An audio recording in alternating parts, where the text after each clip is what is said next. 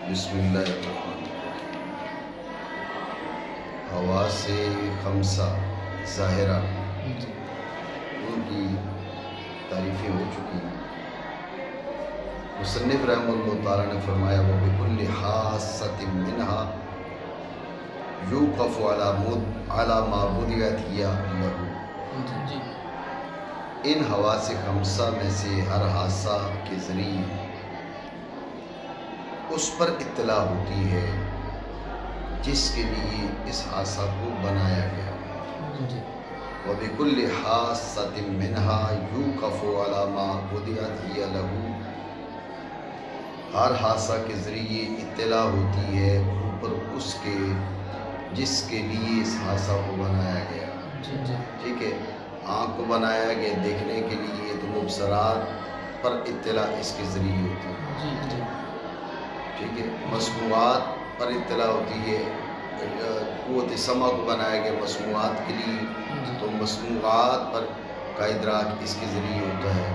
شم، ذوق، لمس، یعنی ہر حادثہ سے اس چیز کا ادراک ہوتا ہے، اس کی اطلاع ہوتی ہے جس کے لیے اس کو بنایا گیا۔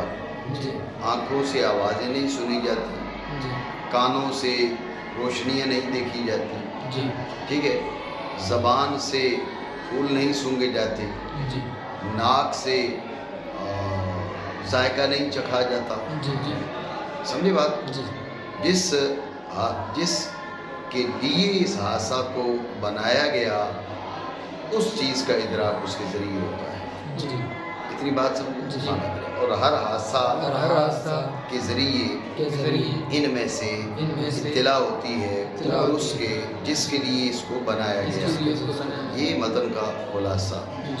شرح کی اغراض ماتن رحمہ اللہ تعالیٰ نے فرمایا وَبِكُلِّ حَاسَّةٍ مِّنْهَا، شارح نے ہا کا مرجع بتا دیا حواس خمسہ، ہا کا مرجع بتا دیا اور کوئی بات نہیں، یعنی حواس خمسہ سے کہا وَبِكُلِّ حَاسَّةٍ مِّنْهَا يُوقَفُ، یوقف ذہن میں رکھنا، یوقف مجہول ہے، اس کے معنی وقف کے معنی اطلاع کے بھی ہیں، وقف کے معنی روکنے کے بھی ہیں۔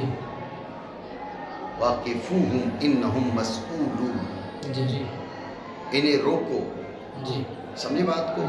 تو وقوف کے معنی اطلاع کے بھی ہیں، وقوف کے معنی روکنے کے بھی ہیں۔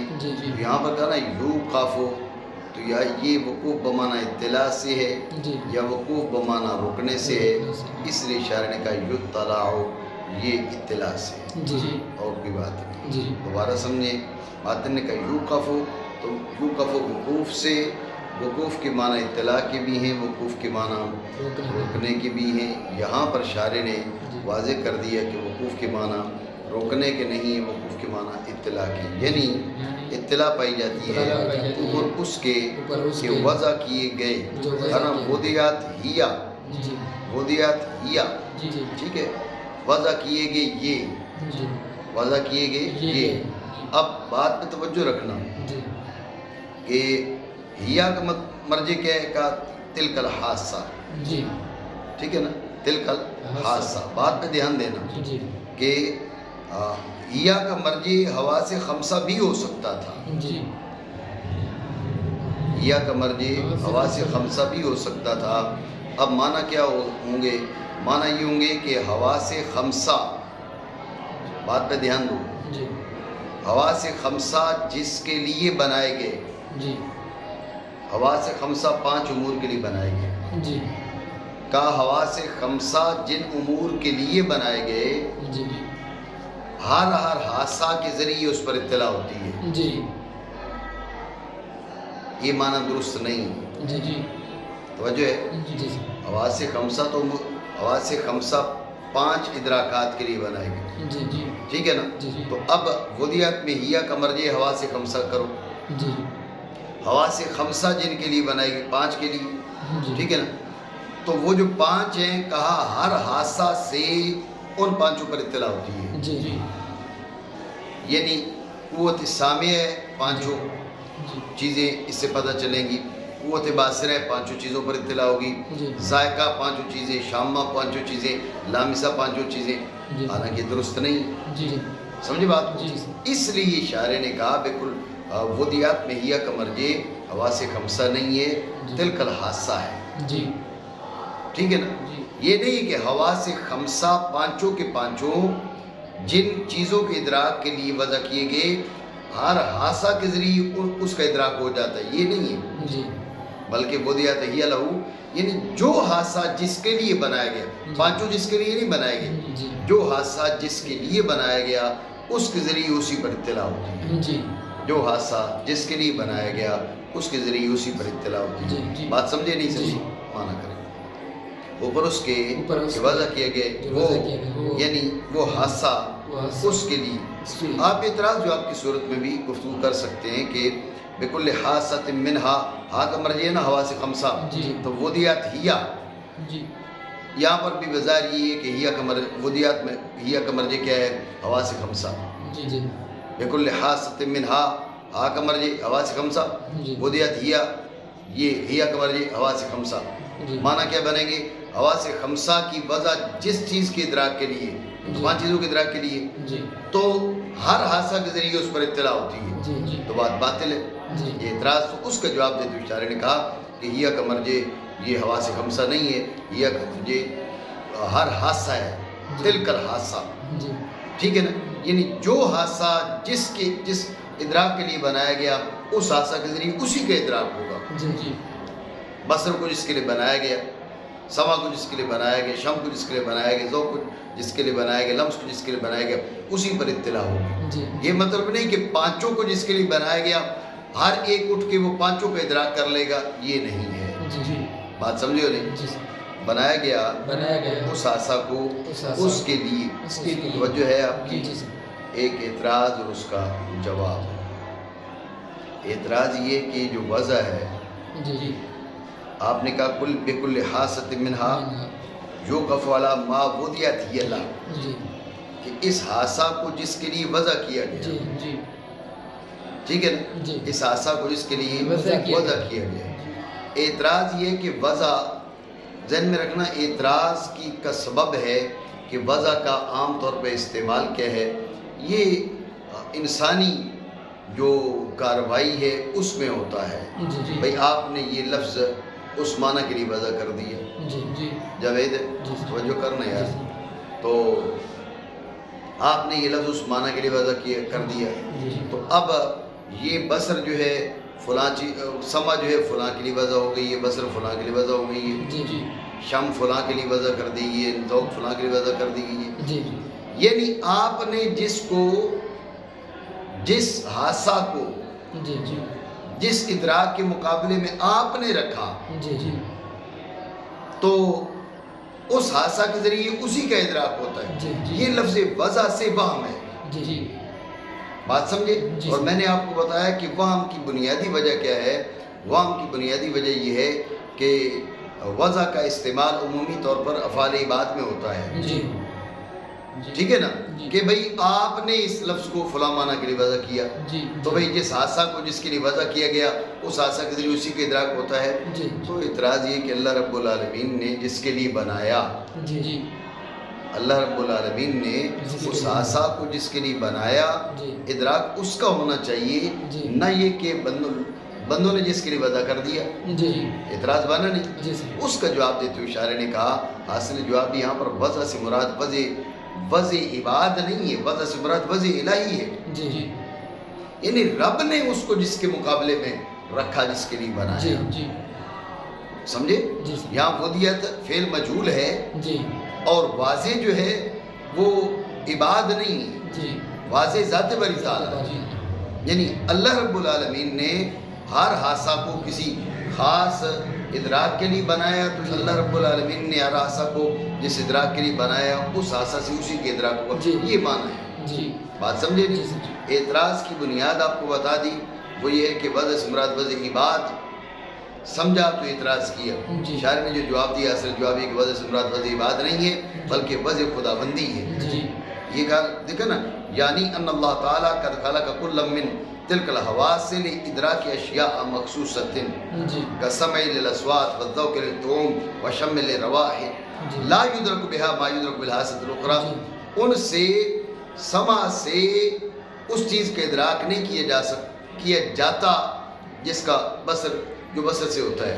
بصر سے اس کا ادراک نہیں ہوتا جس کا شم سے ہوتا ہے. شم کے ذریعے اس کا ادراک نہیں ہوتا جو ذوق کے ذریعے ہوتا ہے. بات سمجھ نہیں سمجھے نہیں؟ یہ مطلب ہے معنی کریں. یعنی بے شک اللہ تعالیٰ نے بنایا ہر ایک کو ان حواس سے اشیاء مخصوصہ کے ادراک کے لیے، جیسے سمع اصوات کے لیے، ذوق طعوم کے لیے، شم روائح کے لیے نہیں ادراک ہوتا. ان کے ذریعے ان چیزوں کا جن کا ادراک ہوتا ہے دوسرے حادثہ سے. وجہ ہے ذہن میں رکھنا، ایک ہے فعلیت، ایک ہے جواز. ٹھیک ہے نا؟ ایک ہے فعلیت، ایک ہے جواز. یہ سمجھنے سے پہلے ایک اور چیز سمجھ لیں، اور وہ یہ ہے کہ ماتن رحمہ اللہ تعالیٰ فرمایا وَبِكُلِّ حَاسَّةٍ مِّنْهَا يُوقَفُ عَلَى مَا وُضِعَتْ هِيَ اللَّهُ. وضعیت پر یہ اعتراض تھا کہ وضع سے مراد وضع عباد ہے، تو کہا نہیں، وضع سے مراد وضع عباد نہیں، وضع الہی. ایک اس یہ فائدہ شاعر نے بتایا. ایک اور فائدہ بھی ہے، وہ پہلے سمجھ لیں پھر یہ جو فعلیت اور جواز ہے اس کی بات کرتے ہیں. دوسرا یہ ذہن میں رکھیں کہ مصنف رحمہ اللہ تعالیٰ کی جو کلام ہے وہ فقط جزو ایجابی پر مشتمل ہے. بِكُلِّ حَاسَةٍ مِّنْهَا يُدْرَكُ يُوقَفُ عَلَى مَا وُضِعَتْ هِيَ لَهُ. ہر حادثہ سے اس چیز کا ادراک ہوتا ہے جس کے لیے اس کو وضع کیا گیا. ہر حادثہ سے اس چیز کا ادراک ہوتا ہے جس کے لیے اس کو وضع کیا گیا. یعنی آنکھ سے مبصرات کا ہوتا ہے، سمع سے مسموعات کا ہوتا ہے. لیکن ایک ہے جزو سلبی، وہ کیا کہ سمع سے مبصرات کا نہیں ہوتا جی، اور آنکھ سے مسموعات کا نہیں ہوتا، شم سے مذوقات کا نہیں ہوتا، ذوق سے مشموعات کا نہیں ہوتا. یہ جزو سلبی. ذہن میں رکھیں اگر جزو سلبی حاصل نہیں ہوگا تو بات مکمل نہیں ہوتی. کیوں؟ بات یہ کہ سمع سے مسموعات کا ہوتا ہے، یہ بات تو واضح ہے. سمع سے مبصرات کا نہیں ہوتا، اصل مقصد ہے اس بات کو بتانا. لیکن مصنف رحمہ اللہ تعالیٰ کی کلام تو فقط جزو ایجابی پر مشتمل ہے. کہا بِكُلِّ حَاسَةٍ مِّنْهَا يُوقَفُ. یہ نہیں کہا کہ یوقف، تو کہا یہ نہیں کہا کہ لا یوقف علی ما یدرک بالحاسۃ الاخری. یہ نہیں کہا. تو شاعر رحمہ اللہ تعالیٰ نے اس بات کا بھی افادہ کیا. دیکھیں نا شاعر کی عبارت کہ ان اللہ تعالیٰ قد خلق کل من تلک الحواس لادراک اشیاء مخصوصہ لا یدرک بها ما یدرک بالحاسۃ الاخری. تو جزو سلبی کی شاعر نے تصریح کر دی. شاعر کی کلام کا حاصل یہ ہے کہ مصنف رحمہ اللہ تعالیٰ کا مقصد فقط جزو ایجابی نہیں، جزو سلبی بھی ہے. بات سمجھے؟ دوبارہ سمجھے توجہ سے. مسئلہ یہ کہ مصنف رحمہ اللہ تعالیٰ فرماتے ہیں بِكُلِّ حَاسَةٍ مِّنْهَا يُوقَفُ عَلَى مَا وُضِعَتْ هِيَ اللَّهُ. تو یہ محض جزو ایجابی ہے. یعنی سمع سے مسموعات کو ہوتا ہے، مبصرات کا ہوتا ہے، یہ نہیں ہوتا، یہ بیان ہی نہیں ہے. بصر سے مبصرات کا ہوتا ہے، مسموعات کا ہوتا ہے، نہیں ہوتا، یہ بیان نہیں ہے. ذہن میں رکھیں بغیر اس جزو سلبی کے بیان کے گفتگو مکمل نہیں ہوگی. حصر کامل نہیں ہوگا، بیان حصر کامل نہیں ہوگا. کیونکہ حصر جزو ایجابی جزو سلبی دونوں پر مشتمل ہوتا ہے. یہ جزو ایجابی ہے فقط.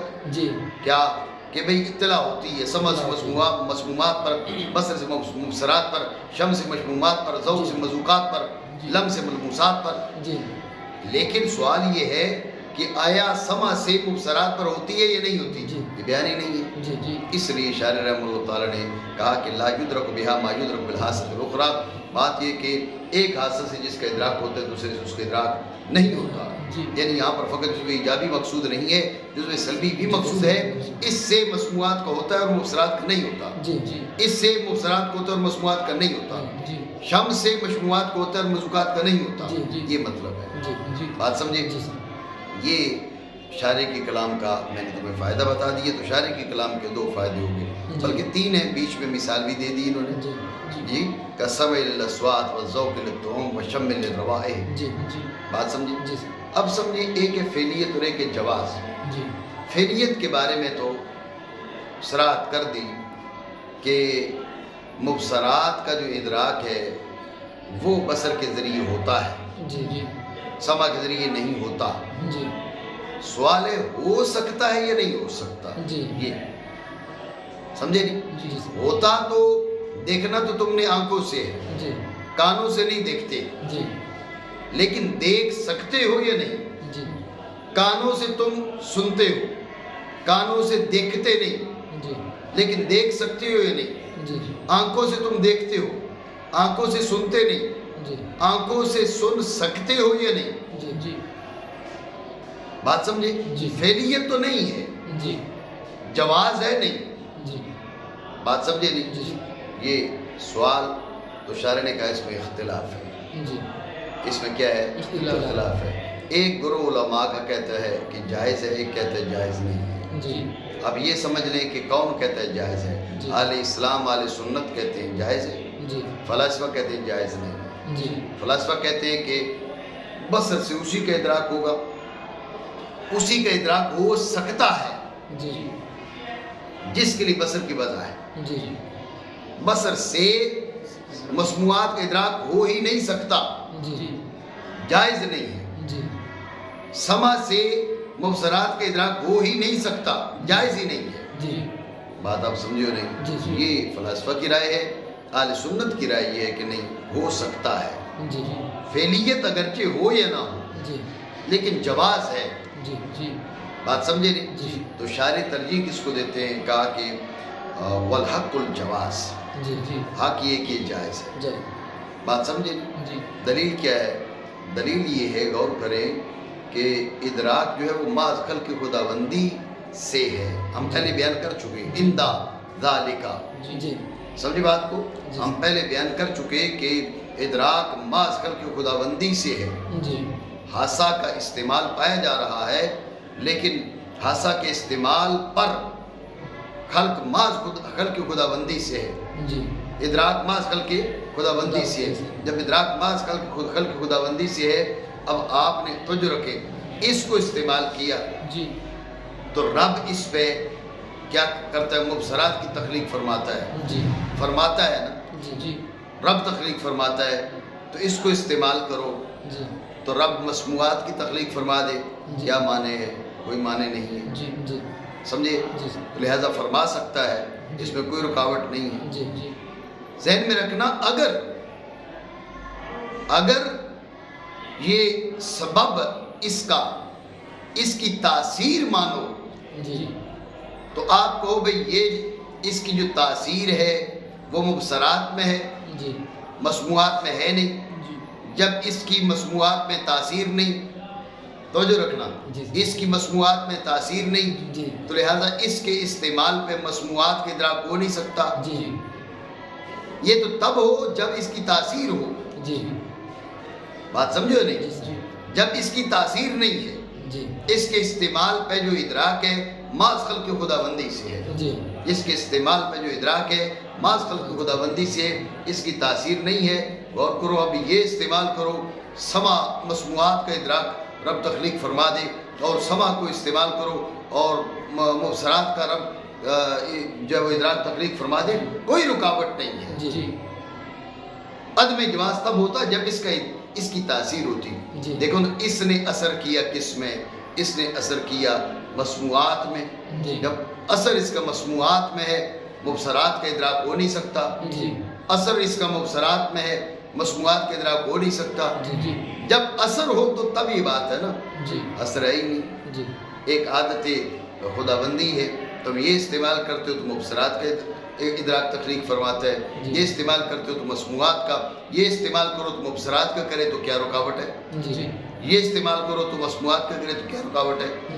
نہیں سمجھے؟ کوئی رکاوٹ نہیں ہے۔ لہذا حق یہ ہے کہ کانوں سے دیکھا جا سکتا ہے، آنکھوں سے سنا جا سکتا ہے، زبان سے سونگا جا سکتا ہے، ناک سے چکھا جا سکتا ہے، ہاتھوں سے سنا جا سکتا ہے، یہ رب کے تحت قدرت ہے، اس میں کسی طرح کا کوئی استحالہ نہیں ہے. جی فعلیت بھلے نہ ہو لیکن جواز ہے. جی کوئی بات سمجھو نہیں؟ جی. بہرحال یہ جائز ہے. جائز ہے. آیا یہ جائز ہے تو اس میں علماء کے بیچ اختلاف ہے اور حق جواز ہے، کیونکہ یہ بعض کل کی خدا بندی سے ہے، بغیر حواس کی تاثیر کے تو نہیں ممتنع کہ اللہ تعالیٰ تخلیق فرمائے باصرہ کے استعمال کے بعد اصوات کا ادراک مثلا، کوئی اس میں بود نہیں ہے، کوئی استحالہ نہیں ہے. جی بات آپ سمجھو نہیں؟ ٹھیک ہے. یہ فعلیت اور جواز کے بارے میں گفتگو کر دیں.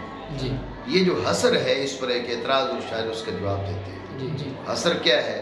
حصر یہ کہ ہر حادثہ سے اس کا ادراک ہوگا جس کے لیے اس کو بنایا گیا، جی اس کا نہیں ہوگا جس کے لیے دوسرے حادثہ کو بنایا گیا. جی ہر حادثہ سے اس کا ادراک ہوگا جس کے لیے اس کو بنایا گیا، اس کا نہیں ہوگا جس کے لیے دوسرا حادثہ بنایا گیا. اعتراض یہ ہے کہ جو زبان کے اندر قوت ذائقہ ہے، جی جی اس کو کس کے لیے بنایا گیا؟